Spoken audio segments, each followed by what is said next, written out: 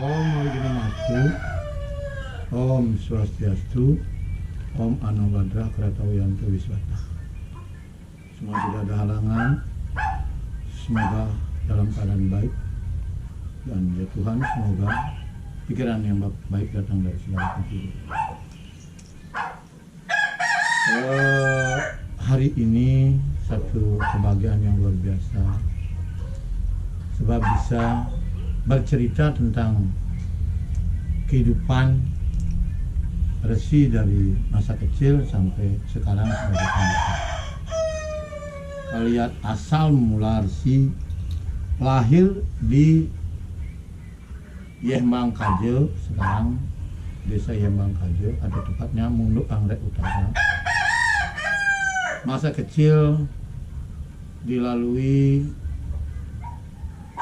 di Geria Munduk Anggrek, di Geria Taman, sampai usia 12 tahun, jadi tamat SD. Selanjutnya Ida dari berapa saudara? Resi dari 9 saudara dari ibu yang satu. Kalau yang 9 saudara itu sisa 8. Yang 8 Resi nomor 1, kedua, ketiga, keempat, kelima sampai ke-6 sampai ke-7 laki-laki semua. Yang ke-8 perempuan, yang ke-9 laki-laki satu. Jadi semua adik-adik itu sudah menikah dan masing-masing punya kegiatan kerja masing-masing. Ya. Kalau asal sudah akan jadi setamat SD langsung di Tegal Cangkring, di Gede Batu Tegal Cangkring sekarang ini, itu selama 3 tahun, dan selanjutnya 3 tahun berikutnya sekolah di STM 3 tahun di Denpasar, STM Saraswati. Kemudian mendapat kesempatan pendidikan meteorologi dan geofisika, kebetulan lulus diploma 1. Selanjutnya tugas harian di stasiun meteorologi kelas 1 peran Kaisipobia. Oh ya. Kalau Ida sendiri awal mula bisa ke Papua gimana, bisa buka jalan, bisa kepikiran ke sana? Waktu tamat di diploma 1 meteorologi geofisika, di sana kan harus siap tugas di seluruh Nusantara. Tempat pertama sebenarnya bukan di Papua, tapi di Samarinda. Tukarlah dengan teman satu yang menangis waktu ditugaskan di Irian Jaya. Baik, tukar dengan saya, kita lapor ke kepegawaian, nanti SK-nya biar ditukar. Itu tahun berapa Ida? Itu tahun 78. Ya. 78 bulan Juni kita berangkat ketemu di Jakarta dengan teman-teman kembali, ya. Karena kita udah tamat, teman kampus. Jadi waktu itu dipindahkan Resi dipindahkan dari Samarinda, belum ke Samarinda, baru SK-nya saja. Nah, kita balik harus siap untuk di Papua. Asumsinya karena saudara banyak supaya jarang pulang. Nah, kalau sering pulang saudara banyak nanti butuh biaya banyak. Makanya mau tugas di Irian. Di Papua, di peran Kaisipobia, di Biak langsung. Ya. Nah, selama di Biak sudah punya tekad kalau bisa adik-adik supaya ke Biak. Tapi apa yang menjadi cita-cita awal berubah seketika waktu kejadian almarhum Ida Resi wafat, meninggal tanggal 1 Desember tahun 1980. Ya. Jadi sejak itu di pundak itu rasanya adik-adik harus saya bawa semua beban. Jadi rasanya beban itu harus meringankan beban keluarga, harus bawa adik-adik merantau. Ya. Setelah tahu bagaimana hidup di rantau, rasanya masih bisa mengatasi. Kalau di Bali takut, kemampuan nggak punya. Nah, di Irian kebetulan menjadi salah satu tokoh umat, sehingga punya angan, punya cita-cita untuk bisa membawa adik-adik ke sana. Pada saat itu masih di Badan Meteorologi, di Badan Tetap Apinya. belum pernah pindah, tetap di BMKG, di stasiun meteorologi penerbangan Prankesi Pobiat, stasiun Meteorologi 1. Ya. Ya. Itu perjalanan dari situlah mengukir perjalanan sampai puncaknya menjadi pegawai meteo dari Irian tahun 94. Tahun 78 1 November itu sudah ada di Biak. Ya. Kemudian diangkat sebagai pegawai 1 Maret 79, tetapi SK-nya baru turun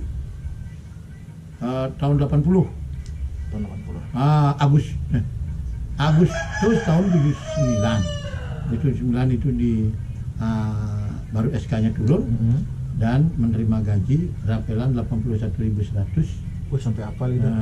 Itu bayar hutang ke kantor karena kita selama itu pinjam uang di kantor untuk makan. Itu bayar hutang 80.000, pulang ke rumah bawa 1.000. gaji dengan SK itu 1.100 itu tahun 80 bulan Agustus. Itu masih udah bawa adik-adik ke? Belum 80 belum bawa adik, masih bujang dan masih sudah punya hobi di bawah nanti ya. Ya.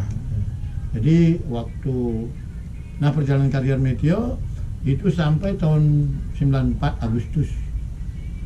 94 Agustus. 14 tahun artinya itu. Enggak, dari tahun 78 dari sana. Hampir 17 tahun nih. 17 tahun. Agustus kita pindah ke Timur.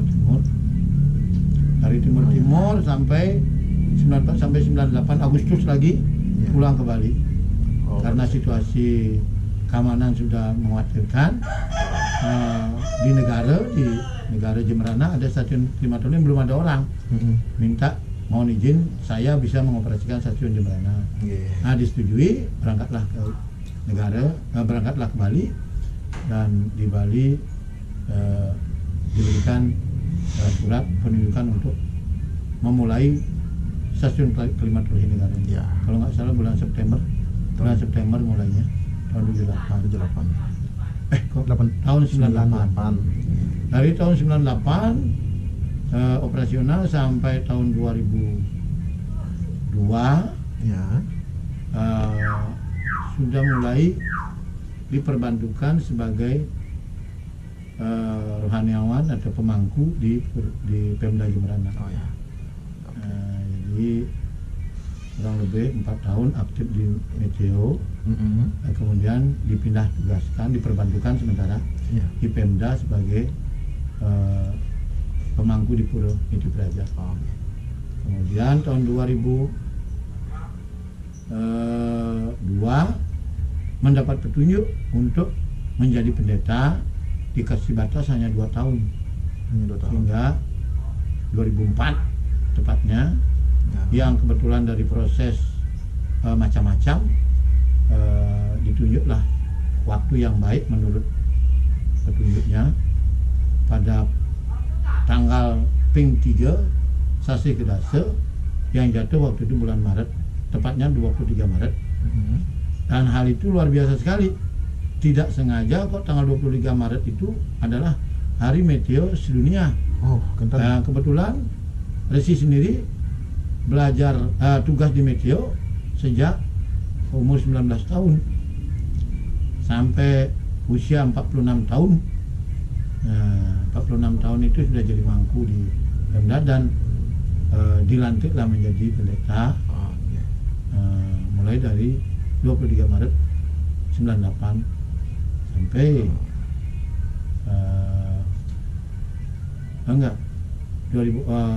dilantik menjadi pendeta tanggal 22 Maret 2004 sampai sekarang. Ini untuk yang dari perjalanan karir meteorologinya. Untuk kalau yang sendiri tuh penasaran bagaimana perjalanan cinta Resi sampai ketemu Resi istri pada saat di Papua nih Kak? Ceritanya begini, waktu masih pendidikan di Jakarta, kebetulan kenal sama guru yang di Kostrad. Beliau waktu itu baru kolonel Angkatan Darat Kostrad. Sempat jalan-jalan ke sana, cerita karena sering ada pertemuan orang-orang Bali di Jakarta Selatan. Ya. Ada kegiatan arisan di sana, cerita-cerita karena kemudian Resi adiknya Guru Gede Japo waktu tinggal di Jakarta, tinggal di rumahnya Guru Gede Japo. Di sana cerita salah satu kata-kata yang Resi masih ingat, guru punya ponakan sekolah di sekolah di Kokar gitu. Oh ya, dalam hati saya lihat fotonya gitu, masaknya Indra gitu. Jadi ada feeling, cuman masaknya Indra gitu. Jadi rasa minder itu ada. Cuman waktu itu mungkin ya namanya remaja, kita sudah mulai ya kenal lawan jenis dan pacaran. Itu pada saat umur berapa itu? Itu umur 19 tahun. 19 tahun ya. 19 tahun ceritanya begitu. Ya. Akhirnya setelah pulang tamat dari pendidikan, Itu umur ini masih 19 tahun. Kenal sama ya, kirim surat-suratan dulu. Surat-suratan. Oh, Surat-suratan. niki dari Jakarta surat-suratan ke Bali. Oke. Kenalan gitu. Oke. Kenalan dan janji setelah pulang dari Jakarta mau nengok gitu. Akhirnya tepat bulannya lupa. Yang jelas waktu itu tahun 78 Resi Resi pulang dan langsung naik. Itu lucu lagi. Waktu itu Resi di Bali sudah punya pacar. Pada saat itu. Kenalan sama yang Resi tapi udah punya pacar, orang Jemberana, orang yang. Tapi surat-suratan juga pada saat itu. Kalau itu sih baik. Ya artinya waktu itu cerita singkatnya ditinggal sama dia. Oh, ditinggal nikah pada saat itu Bari. Ya makanya waktu ketemu sama Resi potak kepala, digundul kepalanya. Oke. Gundul. Artinya ada perasaan kecewa karena tinggal. Dalam keadaan gundul itu dia datang ke yang Resi masih di Denpasar. Oke. Ya ketemu pertama, cerita-cerita. Nah, dari pandangan pertama Resi sudah merasakan bahwa kena. Artinya Resi pasti senang sama saya juga senang. Dan punya pikiran, ya gue harus nalin Amo karena katanya saya ada Resi itu Betara Lepas yang pertama datang ke Jemberana, sehingga hasil dari Resi, jadi harus nyuangi Amo. Itu ada niat begitu. Jadi makanya dipupuklah hubungan sama beliau selama 6 tahun Irian. 6 tahun pacaran itu lewat surat-surat. Tapi kebetulan karena nasib, walaupun tidak punya uang di saku, bisa pulang lewat ada cerita panjangnya. Diauri, kenapa diauri bebas? Bisa pulang gratis, kalau ada kegiatan pulang ya pacaran dia sampai puncaknya tanggal 10 Desember tahun waktu meninggalnya Betara Lepas, tanggal 1 Desember 1980. Resi pulang tanggal 3 sampai di Bali. Kemudian almarhum masih di Bali Gede. Tanggal 10-nya Resi soan ke si. Nah pada waktu itu pinjam Vespa mau menengok orang tua di Bangli dari Denpasar. Mungkin ini sebuah pengikat saja. Waktu itu naiklah Vespa lewat Tampak Siring. Nah di Tampak Siring karena kebingungan jalan ke kiri atau ke kanan, pikiran ke kiri disuruh ke kanan. Jadi ada jelijih banyak. Vespa kan peka terhadap kondisi jalan yang rusak. Akhirnya jatuhlah di sana. Jatuh di jembatan Tampak Siring. Uning. Resi terlempar ke jembatan, tangan kena di tiang jembatan ini. Saukinya masih lincah waktu itu. Ya masih punya olahraga. Resi jatuh ke bawah. Ininya luka. Macam-macam di sini. Ini sampai jari ini. Ketemu sama guru pertama kali dan beliau sangat enjoy, sangat bijaksana melihat kecelakaan itu. Kalau lihat motornya rusak begitu, beliau sudah berpikir orangnya kayak apa, tapi kita masih muncul aja ke puskesmas di mana ibu bekerja, ibunya dari sisi di sana, bawa anaknya gitu, bawa pacar lagi, woi, hanya nginep di sana 1-2 hari kan nginep di rumahnya. Ya di sana kita banyak dapat nasihat, tapi calon mertua waktu itu betul-betul bijaksana dan enjoy betul dengan Resi. Jadi diajak bicara tentang kehidupan apa nyambung. Nah, ya dari tahun 80 itu terus dipupuk sampai tahun 84 tepatnya 84 menikah. Langsung Menikah. Katanya setelah 8 kali pertemuan. 8 kali pertemuan Surat saja. menyurat, kemudian 8 kali pertemuan bolak-balik sebenarnya di Irian Bali. Iya. 6 tahun pacaran, 8 kali pertemuan. Yang ke-8 itu menikah. Kok Ida bisa sampai seyakin itu walaupun hanya 8 kali pertemuan? Oh ya, itu memang walaupun kita jauh tapi tetap pacaran lewat surat, komunikasi lewat telepon. Ya sudah, memang baik. Jadi Resi boleh di Irian, ya namanya remaja, ya mana kita berhubungan sama beberapa anggota angkatan. Di polisi ada, di Auri ada, di Angkatan Laut ada. Jadi benar-benar happy karena hobi olahraga, olahraga favorit di daerah yang memang hobinya olahraga tinju. Jadi yang nonton tinju banyak remaja-remaja yang kebetulan anggota. Jadi ya kenal baik ya, cuman nggak ngomong saya pasti ini enggak, tapi ya namanya remaja beginilah gitu. Punya pengalaman ya dekat dengan Angkatan Darat, punya pertemuan dekat dengan polisi. Polwan. Artinya 84 langsung menikah. 84 itu di Bali? Pulang ke Bali. Pulang ke Bali. Nah, kemudian pendidikan di Jakarta, pulang menikah, kemudian balik ke Irian. Langsung diajak Ida. Langsung diajak. Dan 2 tahun baru ada anak pertama. Itu 86 baru ada Mbak Ami 1. Kemudian tahun 89 ada Babit Baskara. Tahun 95 baru ada Cakra. Jadi semua cetakan Irian, tapi satu lahir di Timur Tengah. Nah, perjalanan sampai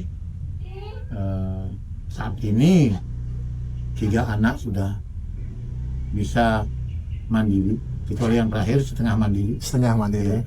Jadi karena dia sudah bekerja sebagai guru dengan kondisi COVID seperti sekarang ya. Penghasilan apa masih harus didopang. Tapi kakaknya sudah mandiri, sudah berhasil. Mandiri semuanya. Ya, Oke. Itu tadi dengar-dengar ada Ida suka gini juga olahraga tinju. Olahraga tinju itu dimulai sejak Resi bertugas di Irian, belum diangkat sebagai PNS. Artinya masih muda sekali. Masih muda, umur 19 itu sudah. Ya. Jadi sering nonton pertandingan tinju. Itu di Biak. Di Biak itu. Lihat begini rasanya orang berkelahi biasa saja. Karena pertama kali baru lihat visual di bawah ring. Akhirnya kepingin ikut latihan. Ikut latihan pertama kali, latihan di Sasana Angkatan Darat. Namanya Sasana Apuse. Latihan di sana Apuse begini, ada pertandingan ikut. Sudah dilarang sama dokter. Nah, taktik lagi supaya bisa nonton gratis karena enggak punya uang. Dilarang sama Sira? Dilarang sama dokter. Karena bahasanya butuh, kalau ikut nanti kalau ikut tinju kok mati. Kok? Tidak apa-apa, kalau cuma berkelahi begitu saya bisa, nanti kalau saya kalah lempar handuk aja gitu. Itu bahasanya. Jadi berani. Justru pertama kali Resi ingat lawan yang pertama adalah Sior Siawan namanya. Itu pertandingan resmi apa? Resmi. Uji coba aja. Bukan, pertandingan resmi. Kita kejuaraan. Apa cup itu waktu itu? Apa Samudra Cup atau apa cup itu? Jadi kita bertanding pertama lawan kita hanya berempat kelasnya waktu itu. Karena Resi selama di Biak makannya bebas, badannya besar, naik sampai 70 lebih, hampir 70. Untuk kelas gitu itu. Lebih dari 71, kurang dari 76. Masuk di kelas menengah. Kelas 76 kilo. Dan pada waktu itu Resi dipertemukan sama lawan yang dari Sasana Maritim, namanya Sior Siawan. Sior Siawan ini orang pelaut dia. Udah terlatih Sudah secara terlatih. fisik. Cuman dengar nama Resi disangkanya orang Batak. Waktu itu orang Batak tuh menjadi anekdot. Orang Batak tuh kebal-kebal gitu. Dia nggak tahu orang Bali, tapi orang Resi disangkanya adik Samsul Anwar. Nah, apa yang terjadi? Main papa. Di ronde pertama itu Resi kena pukul telak. Open telak kena di mata, jatuh. Waktu jatuh diangkat lagi, diantam lagi, tambah jatuh lagi. Tapi karena waktu itu ada rasa penasaran, saya juga bisa. Jatuh, Sing Juari bangun lagi. Waktu bangun begini dia lari ke bawah Sior Siawan ini. Karena dia merasa salah, dibentak sama wasit, mukul orang di bawah, dia lari ke bawah. Di bawah teman-teman anak-anak Brimob semua. Resi punya teman-teman anak-anak Brimob. Dipukulin aja di bawah, KO dia di bawah. Resi menang di atas, tapi muka berdarah. Ini mata nih masih menang. Nah, akhirnya sejak itu 1 minggu lah dirawat sama Pak Dokter. Kantor di kantor mata satu juga, karena ngeplot cuaca masing-masing stasiun itu di Indonesia kan banyak, belum lagi yang negara-negara lain itu. Itu mata satu selama 1 minggu kan. Selama 1 minggu. Nah, itu dokternya bilang apa? Saya sudah bilang kamu ikut nanti kamu mati. Setelah sembuh mata lagi lihat di kompleks, lihat orang-orang lari-lari.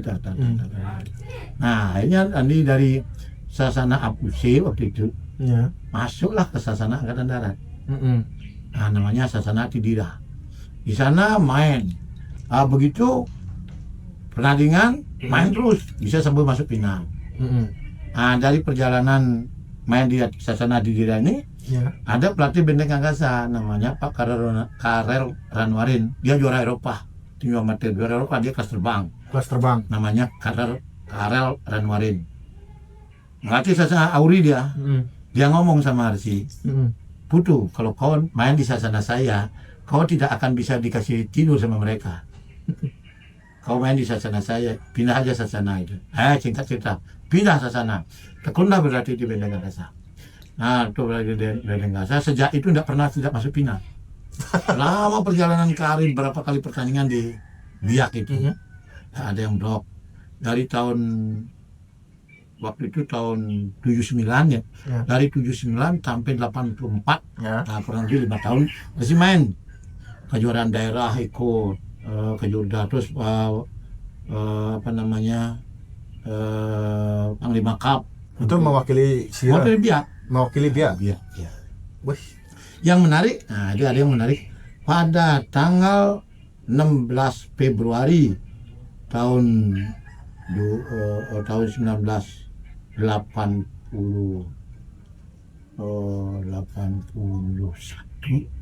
ada kejuaraan uji coba tim Presiden Cup di Bali. Nah, kebetulan lagi Bebertare lepas meninggal tanggal 1 Desember 80. Kemudian upacara sampai 28 Desember 80 udah finish. Sama hampir 1 bulan itu dia. Nah, setelah itu Resi kan bolak-balik dari pasar. Di jalan-jalan uji coba tim Presiden Cup bla bla bla. Dia udah rasa ketertarikan pertandingan tinju ini. Mau balik ya. Bukan untuk bertanding, kepingin membalik. Dengar tempat TC-nya tim Presiden Cup itu di Hotel Jalan Supratman. Kebetulan hotelnya hotel saudaranya mertua. Nah, sama kakek yang punya hotel. Terpadaan di Jalan Supratman. Main-main dah ke sana. Itu ke sana ketemu pelatih Irian. Pelatih yang beliau ditunjuk sebagai pelatih tim uji coba Presiden Cup ini, tim Indonesia, karena kan ini juara satu Eropa dia. Nah, beliau ketemu, Putu, ikut main katanya. Ikut main mana Pak? Nggak berani, saya di Bali nggak punya Sasana itu. Udah, kewakili Irian.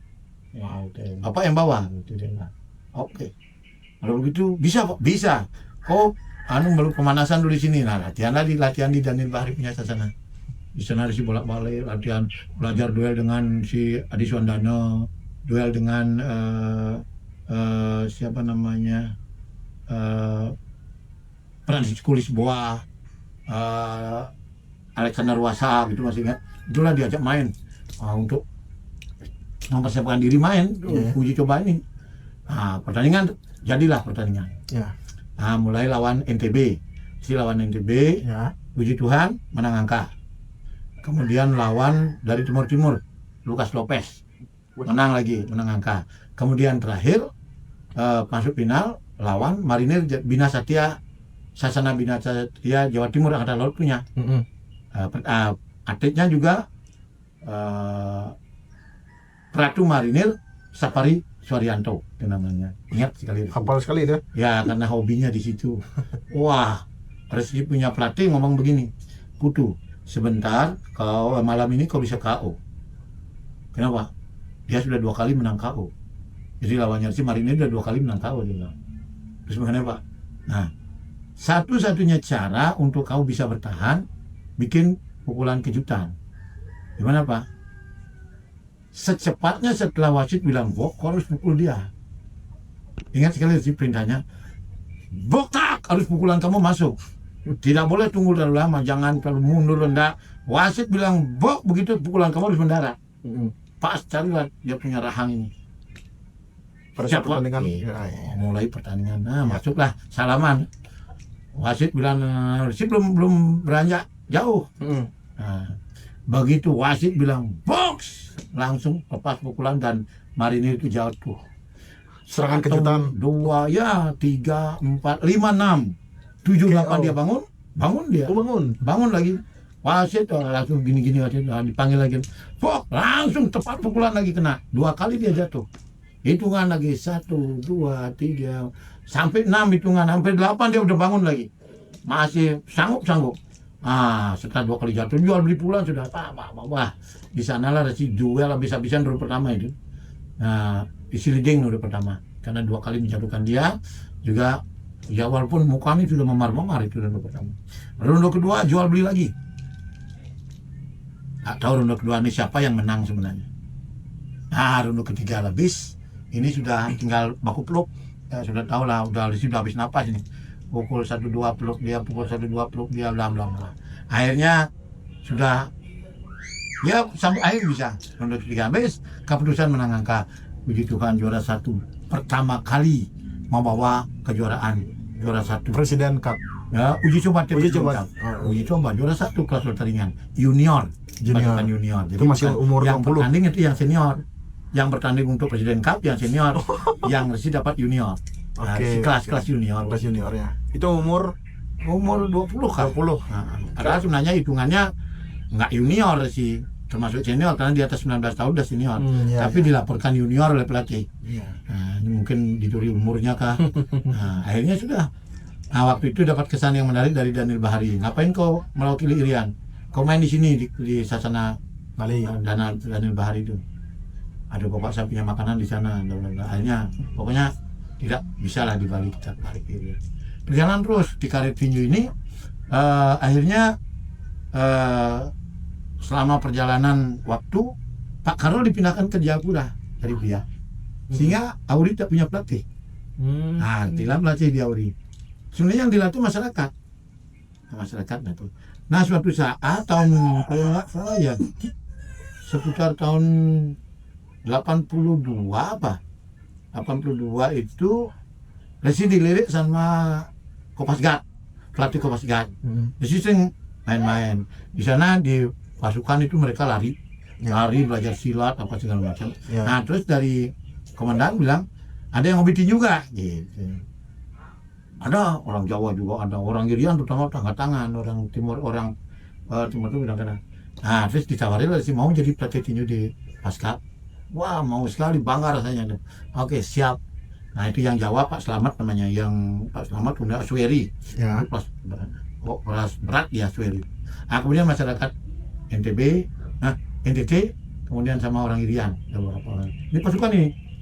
Nah makanya Resi ingat punya taktik, minta pelunya sak, punya sansa itu, tapi lagi pelunya tas gendongnya angkatan Auri itu, yang punya pelunya untuk digendong itu minta untuk latihan, lari, pukulan dan kerasnya pukulan. Kemudian minta ban ditumpuk dengan tiang satu, ban pasang sampai 8 ban gitu dipasang, itu dipukulin. Jadi supaya bisa mukul mukul pasukan tentara, suruh mukul dulu mereka. Latihan mereka di samping outdoor juga teknik menyerang, teknik pukulan. Woi, keras-keras mereka. Luar biasa Jak. Mempunyai tempat latihan di Auri itu. Sasana Auri ditakuti sama sana. 13 sasana di Biak itu.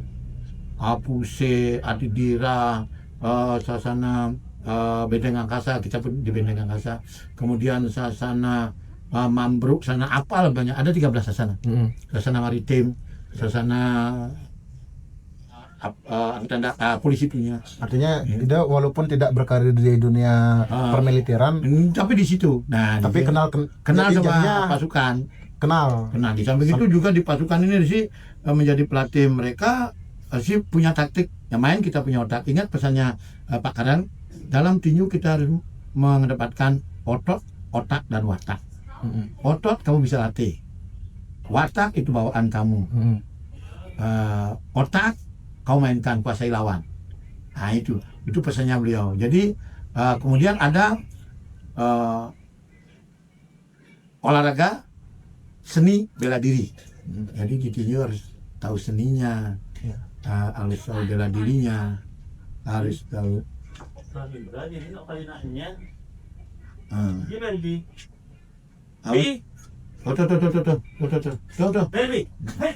Nah, itu ingat 3 otot, otak, watak, olahraga, seni, bela diri.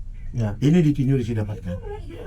Dan ya luar biasa sekali. Sampai tahun 84, di sini dilarang main. Sejak juara Bali dilarang main sama calon istri. Tapi Lirian si Bengkung tetap main. Akhirnya ditinggal pelatih, Resi melatih. Juga atlet. Tapi itu pada saat udah nikah ya, jadi pelatih? Belum. Masih bujang itu. Masih pelatih, jadi petinju juga. Karena tidak ada yang melatih. Jadi pegang bola ringan, ada yang blok. Di Auri, sana tidak ada yang blok itu. Makanya di sini yang luar biasa, nggak bisa diblok orang-orang. Nah puji Tuhan setelah terakhir tahun bulan Agustus tahun 84 Resi bertanding, kalau nggak salah waktu Maritim Cup atau Samudra Cup. Di Samudra Cup Resi di final ketemu sama atlet sendiri sebenarnya yang mewakili Newport. Dia itu tidak bisa dikalahkan di kelas welter.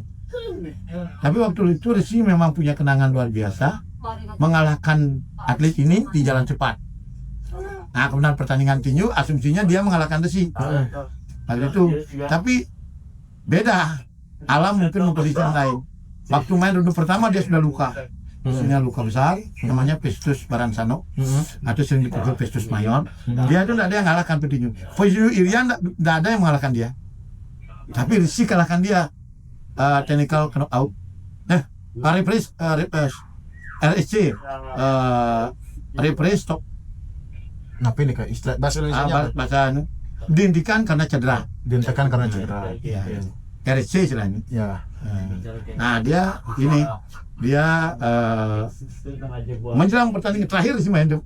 Nah karena Agustus itu ada pendidikan ke Jakarta. Pendidikan Jakarta, setelah pendidikan Jakarta sempat pulang menyampaikan bahwa akan menikah. Ke Jakarta pulang, Bali menikah. Nah, balik ke sana bawa izin, barulah berhenti main. Nah, lebih banyak main di pelatih. Kemudian tahun 88 sempat lagi pulang ke Bali. Resi sendiri mewakili Parisade untuk Pusat Budama gitu. Ada. Kemudian beberapa kali ke Jakarta waktu ditinju ke Jakarta bertanding. Siwoka pernah ke Jakarta bertanding. Bawa atlet jadi pelatih. Dan beberapa kegiatan pelatihan termasuk pelatihan untuk daerah, kemudian pelatihan untuk wasit hakim cabang. Wasit hakim cabang. Kemudian lulus dua-duanya. Kemudian pendidikan wasit hakim daerah, lulus hakim. Hanya lulus hakim. Kemudian beberapa bulan kemudian lulus wasit hakim daerah. Kemudian kalau nggak salah tahun 91 Resi ujian wasit hakim tingkat nasional. Nah waktu itu pulang ke Bali, ide Resi mau pulang liga dari Sinabe. Nah kemudian Resi melanjutkan karier tinjunya itu menjadi wasit Nah, tapi lulus hakim tahun 91 di Bali. Waktu itu lulus hakim itu ada kegiatan juga berkaitan dengan Presiden Cup. Nah, sarung tinju emas kelima. Sarung tinju emas kelima di Denpasar. Nah, ujian hakim. Nah, ujian hakim dulu. Kemudian tahun 94 pindah ke Timur Timur. Tahun 97 sarung tinju emas ke 7 atau ke berapa di Kupang. Ya. Resi mengambil wasit nasional. Lulus wasit. Nah, karir Resi di tinju sampai di wasit nasional tahun 97. Oke. Kemudian berhenti menjadi wasit hakim tahun 2002 di lapangan Kapten Japa di Kapten Debas Kapten Japa yang di Tabanan. Berhenti karena sudah jadi mangku, rambut panjang, sering naik ring jadi malu hati. Itu di tinju. Oke. Untuk yang untuk yang pas Mendui Jati itu gimana ceritanya? Kok bisa di perjalanan lama itu karena di Irian sudah jadi mangku. Di Irian. Waktu itu ingat sekali pemangku yang di Pura Jagat Natura Bakti, beliau menyerahkan kitab suci Bhagavad Gita dan Sada Samudaya karena beliaunya terpanggil oleh Tuhan Yesus. Itu ceritanya. Karena beliau dipindahkan ke Bali oleh Komandan Lanang. Karena dia orang Bali, Agung Putra namanya. Nah, dipindahkan oleh Sila menggantikan jadi mangku dengan buku diberikan Manggala Upacara untuk PHDI Jawa Timur. Itu tahun masih bujang, tahun 82 nggak salah.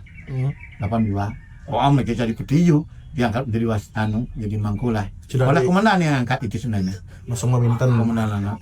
Kalau Mawinten waktu di berangkat ke Irian pertama sudah Mawinten karena pesannya bukan lupa. Siapa tahu di sana orang Bali nanti tidak ada yang memimpin sembahyang, makanya Resi pertama kali dikasih kitab pemangku itu sangkul putih. Nah, udah bawa buku sangkul putih ke sana. Nah, sehingga rajin sembahyang udah pasti. Kemudian diberikan mangku yang dimana tidak ada tukang bantan. Nah, jadi bagaimana caranya ke Pura? Wah, Pejati bagaimana gitu. Jadi banyak anak-anak Buddha aja di sana. Ada orang tua di sana, Pak Wayan siapa namanya? Udah berapa yang membuat Pejati masih tanda tanya. Nah, Resi ada yang belajarnya Pejati. Nah, sudah dari sana dari mangku dirian. Kalau lihat pemangkuannya selama dirian tidak pernah ada penataran pemangku. Tidak ada sama sekali. Nah, jadi ya pulang ke Bali menikah, kemudian diundang lagi dia, kemudian berangkat lalu nangis jadi mangku terus selama perjalanan itu ya mangku lokal aja, tapi tetap bisa memimpin umat dan di sana lebih digiatkan lagi mengajar agama SD, SMP, SMA. Nah, jadi mengajar agama, kemudian pengurus Parisado dan lain sebagainya di sana di Irian sudah. Ya jadi mangku, jadi pengurus Parisado, jadi perjalanan itu sampai untuk hal berkaitan dengan Melingih itu. Pindah ke Timur Timur itu tahun 94, kemudian 96 ada penataran mangku, Resi dipilih. Penataran mangku mewakili Irian, mewakili Timur Timur karena Timur Timur nggak ada wakil. Resi diberangkat sangat siap karena pengen sekali penataran mangku. Hanya penataran mangku di Bali. Jadi ketua kelas. Jadi ketua kelas ada 97 orang seluruh Indonesia penataran mangku di Unhi. Nah, Resi di satu bulan penataran mangku itu Resi jadi ketua kelas sehingga berdekatan dengan putra-putra. Nah, jadi barulah pada saat itu berani serak ngangkon bajre pulang ke Timur Timur. Nah, pakai bajre, kemudian proses panjang lah, lebih setelah pindah ke Bali, lebih dikuatkan lagi dengan pelayanan ngambil dari Resi sampai akhirnya keputusan 23 Maret tahun 2004 Melingih. Dan sejak itu karier sebagai Sulinggi juga bercita-cita menjadi Sulinggi Indonesia, bukan hanya Sulinggi Bali. Sulinggi Indonesia. Nah, Sulinggi Indonesia minimal punya cita-cita begitu. Dan gayung bersambut Resi diangkat menjadi anggota Upapati. Nah, anggota Adiaksa Pusat. Kalau nggak salah itu tahun 2012 apa 2010 diangkat menjadi anggota antar waktu. Kemudian ada Sabe, Resi diangkat menjadi wakil ketua bidang Dharma Sewaka untuk Pradi Uca, Adiaksa Pradi Uca.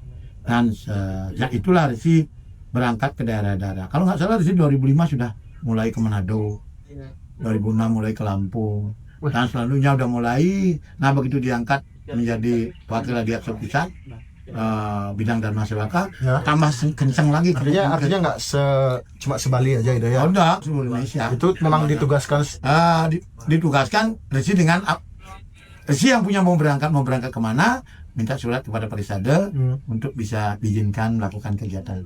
Sudah kemana aja itu? Ya, Resi paling sering itu ke Sumatera dengan ke Sulawesi Selatan, Sulawesi Utara, Lampung terutama, dan Jawa, muter-muter di Jawa ada biasa. Kemudian ke daerah Sumawa, Lombok, Sumawa paling sering itu. Kemudian ke Nusa Tenggara sampai ke Kupang sudah. Kemudian berjalan sampai ke Irian, beberapa ke Sulawesi dan sampai tahun 2013 mulai lagi. Nanti dia sorean ke gini. Maaf ya. Terus Katnya ikan. Satu. Yang sesinta. Ke ya jam tujuan lah begitu. Oh iya. Ya. Gitu. Ya terus dari proses menjadi pendeta itu, karya keluar daerah menjadi bagian daripada kegiatan Resi, sehingga Resi dibilang Resi nasional. Resi nasional. Nah dari tahun 2013 diangkat menjadi nabe oleh Nabe Lingsir secara yang de facto, artinya diizinkan oleh beliau menjadi nabe, tapi de jure tidak tertulis tidak. Tapi Resi diangkat sehingga mulai waktu itu menjadi nabe. Artinya kalau tidak Resi kan sudah sampun nabe nih Ki. Sudah. Sampun madwe oko berapa? Kalau ke Dharma Resi banyak sekali sudah, nanti yang ditapak sudah 6. Sudah 6. 6, tapi yang waktu yang terakhir ini malah setengah napak. Jadi yang sebenarnya napak itu ibunya, tapi karena pelaksanaan kegiatan itu beliau tidak bisa, Resi ambil alih kegiatan ini. Tapi Resi yang minta beliau napak, walaupun yang bersangkutan minta Resi yang napak. Tapi karena beliau punya ibu, seharusnya beliau lahir dari ibunya pendeta juga. Sama dengan kelahiran Resi ditapak karena beliau nabe. Jadi Resi punya nabe kan biang Resi.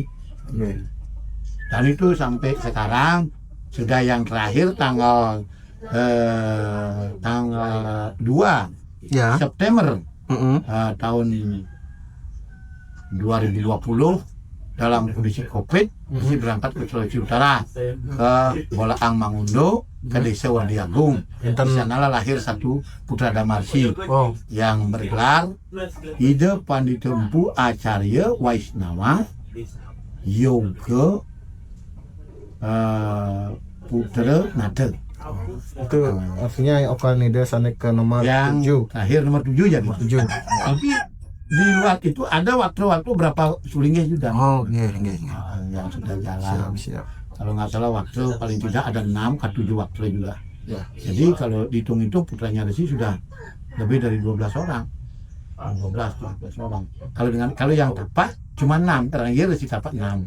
Tapi yang satu yang terakhir nih setengah napak jadinya. Karena yang berperan dalam upacara pediksaan yang terakhir di Resi dibantu sama ibunya napak. Nah kemudian saksi Ida Dukuh Panditempu Dukuh di bagian. Jadi beliau hanya nyaksian komandan karena segala proses Resiannya. Sampai dari yang Wedo mau pulang Wedo karena beliau sudah cocok. Itu di bidang spiritual terkait dengan Resi.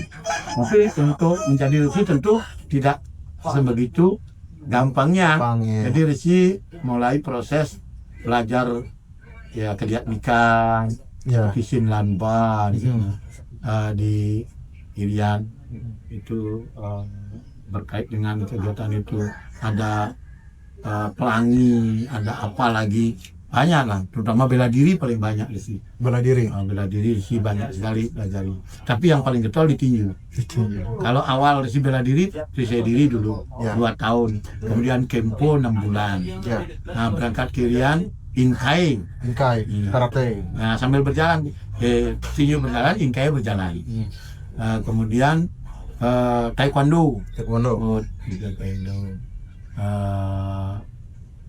Itu yang sering sampai kita sparring itu di situ. Iya. Nah, tapi lebih setelah diajarkan ilmu filosofi olahraga oleh Karen Waring, Ya.